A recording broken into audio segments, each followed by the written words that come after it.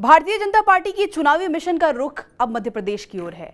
वहीं मध्य प्रदेश जो कभी गुजरात के साथ मिलकर बीजेपी का अभेद्य किला कहलाता था, भले ही गुजरात ने अभी भी बीजेपी का परचम थामे रखा हो, लेकिन मध्य प्रदेश में पिछला चुनावी युद्ध बीजेपी के माथे पर चिंता की शिकन खींच चुका है।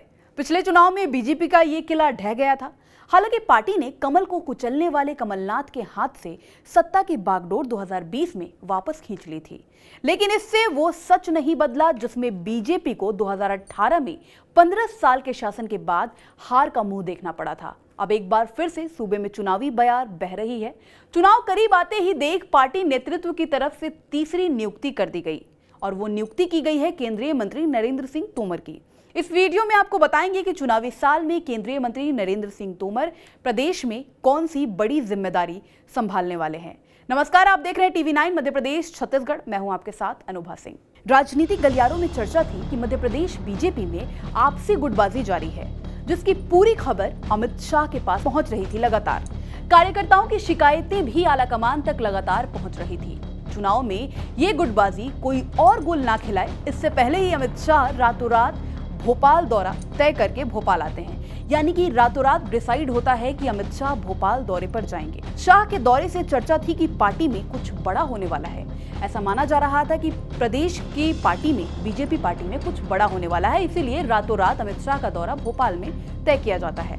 ऐसा कहा जा रहा था कि कैलाश विजयवर्गीय ने शाह से मुलाकात की है, जिसके बाद शाह का भोपाल दौरा तय हुआ और माना जा रहा था कि कैलाश विजयवर्गीय को कोई नया प्रभार पार्टी में मिल सकता है। शाह भोपाल आए और चले भी गए। उसके बाद नरेंद्र सिंह तोमर को होने वाले विधानसभा चुनाव के लिए प्रदेश चुनाव प्रबंधन समिति का संयोजक नियुक्त कर दिया गया और उनकी नियुक्ति तत्काल प्रभाव से लागू भी कर दी गई। इससे पहले केंद्रीय मंत्री भूपेंद्र यादव को चुनाव प्रदेश प्रभारी और अश्विनी वैष्णव को सह प्रभारी बनाया गया। ये दोनों नेता ऐसे हैं जिनको चुनाव प्रदेश प्रभारी और सह प्रभारी बनाया गया। ये मोदी और शाह के बेहद करीबी माने जाते हैं और इसलिए शायद मध्य प्रदेश में आने वाले विधानसभा चुनाव के लिए इन दोनों को प्रभारी और सह प्रभारी नियुक्त किया गया। रिपोर्ट्स के मुताबिक तोमर की नियुक्ति के बाद एक ऐसे नेता हैं जिनके लिए तोमर का ये पद झटका माना जा रहा है और वो नेता है केंद्रीय मंत्री ज्योतिरादित्य सिंधिया। वो तारीख थी 10 मार्च 2020, जब सिंधिया ने कांग्रेस का साथ छोड़कर बीजेपी का हाथ थाम लिया था। आपको एक बार वो तारीख याद दिला दें, 10 मार्च 2020। ये वही तारीख है जब सिंधिया ने कांग्रेस का हाथ छोड़कर बीजेपी का साथ दे दिया था। सिंधिया को लगा था कि उनको पार्टी में कोई बड़ा पद मिल सकता है, लेकिन 2023 का चुनाव आ गया और अभी तक ज्योतिरादित्य सिंधिया केंद्रीय मंत्री बनकर रह गए हैं। सिंधिया को लेकर कयासों का दौर लगातार शुरू हो गया। बीते मंगलवार को अमित शाह की भोपाल में पार्टी नेताओं के साथ बैठक हुई। बैठक के बाद ही लगने लगा था कि पार्टी चुनाव के लिए जल्द ही अपनी टीम का गठन करेगी। ताज्जुब तो ये है कि इन बैठकों के बाद सबसे ज्यादा बिजी रहने वाले, व्यस्त रहने वाले कोई मंत्री नजर आए तो वो थे ज्योतिरादित्य सिंधिया। मीटिंग से ठीक पहले सिंधिया ने राज्यपाल मंगूभाई पटेल से मुलाकात की। रिपोर्ट्स के मुताबिक मीटिंग के बाद अमित शाह उन्हें अपने साथ लेकर दिल्ली लौट आए। अगले ही दिन सिंधिया फिर वापस भोपाल आ जाते हैं। अगले ही दिन सिंधिया फिर वापस लौटकर भोपाल आए और अपने लोकसभा क्षेत्र शिवपुरी में काफी बिजी नजर आए। सिंधिया के अचानक एक्टिव होने से यह अंदाजा लगाया जा रहा था कि उन्हें प्रदेश की कोई बड़ी कमान मिल सकती है, यानी प्रदेश में कोई बड़ी जिम्मेदारी सिंधिया को दी जा सकती है। लेकिन अचानक से चुनाव प्रबंध समिति का संयोजक नरेंद्र सिंह तोमर को बना दिया गया। तोमर की नियुक्ति को लेकर सिंधिया के लिए झटका भी माना जा रहा है। इसके दो कारण हो सकते हैं। पहला तो तोमर को सिंधिया का राजनीतिक प्रतिद्वंदी भी माना जाता है। दूसरा ये कि सिंधिया की तरह तोमर भी ग्वालियर चंबल क्षेत्र से आते हैं। पार्टी अपनी टीम में क्षेत्र से और कितने नेताओं को जगह देगी ये फिलहाल स्पष्ट नहीं है, लेकिन अपने आप में बड़ा सवाल ये है क्योंकि तमाम सर्वे में ग्वालियर चंबल में बीजेपी की हालत बेहद कमजोर बताई जा रही है। पहले ही आशंका जताई जा रही थी कि सिंधिया समर्थक विधायक और मंत्रियों के टिकट कट सकते हैं।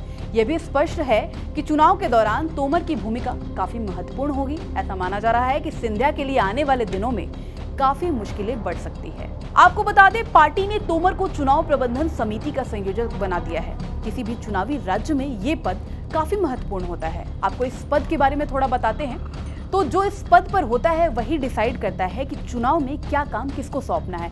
यानी अब प्रदेश में चुनाव के लिए नरेंद्र सिंह तोमर डिसाइड करेंगे कि पार्टी में कौन सा काम किसको सौंपना है।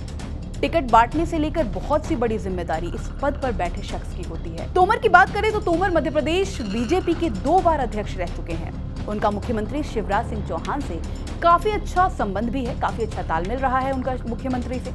आपको बता दें, साल 2008 और 2013 में पार्टी ने तोमर को सूबे का पार्टी प्रमुख बनाया था और दोनों ही बार बीजेपी ने राज्य में बड़ी जीत हासिल की थी।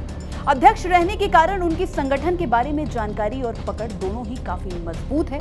साथ ही वो केंद्रीय नेतृत्व के काफी करीबी माने जाते हैं, यानी मोदी और अमित शाह दोनों से उनका काफी करीबी रिश्ता है, काफी करीबी माने जाते हैं उन दोनों के। ऐसे में वो एक ऐसे मुफीद शख्स हैं जो पार्टी की गुटबाजी को बेहतरीन तरीके से संभाल सकते हैं। ऐसा माना जा रहा है कि बीजेपी के अंदर पार्टी में काफी गुटबाजी चल रही है, जिसको लेकर नरेंद्र सिंह तोमर को ये पद की जिम्मेदारी दी गई।